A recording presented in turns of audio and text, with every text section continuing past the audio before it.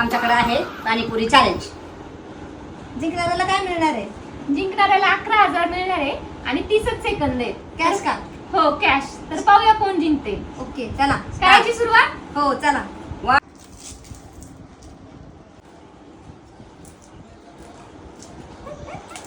Come on come on come on, हसू नका, हसले वेळ जाणार.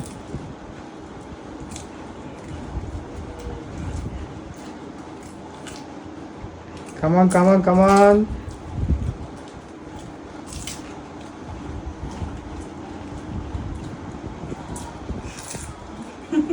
टॉप.